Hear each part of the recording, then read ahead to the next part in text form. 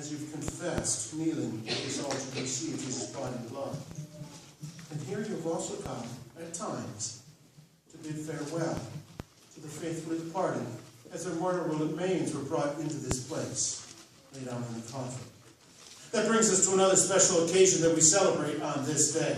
Today is All Saints' Day. Most congregations around the world, Christian congregations, are remembering this as the Day of All Saints, a celebration that goes back to the earliest of Christian times. All Saints' Day is a time to remember those believers who have gone before us into glory. It may be a grandparent, a grandfather, a grandmother, maybe a husband or a wife, a brother or sister, a friend. But sadly, sometimes it may be a child. When that person died, there were tears as we stood by the coffin and remembered their life and came face to face with mortality, death. Grief filled our heart as we saw their earthly remains placed in the ground. Loneliness washed over us when we went home afterwards, knowing that we would never hear their voice again, not on this side of eternity, that we would never see their smiling face again on this side of eternity.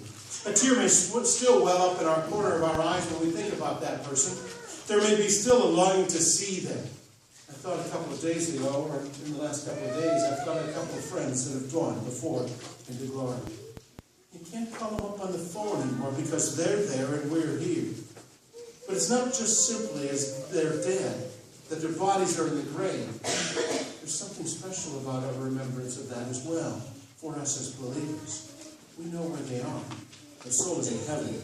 We come to grips with that as believers when we remember the empty tomb of our Lord Jesus on Easter Sunday.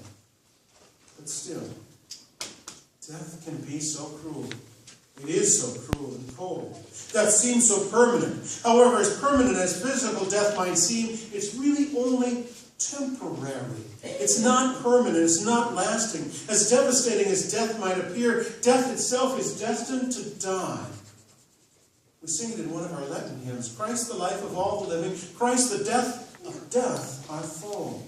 As much as grief might cause us to swell up with tears in our eyes, there is comfort even at the death of a believer. St. Paul writes to the believers in Thessalonica, and he says, "Brothers, we don't want you to be ignorant about those who fall asleep, or to grieve like the rest of men who have no hope.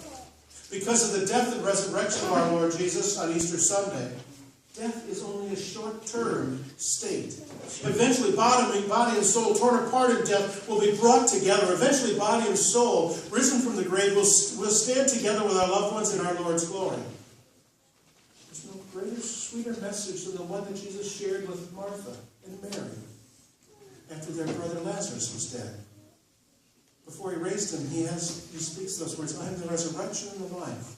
He who believes in me will live even though he dies, and everyone who lives and believes in me will never die." In a world gone mad with sin, that message of life has been proclaimed here in this church for 50 years. In a world where death is still the topic of just about every news broadcast that is out there, the message of the resurrection is really the only message that really counts.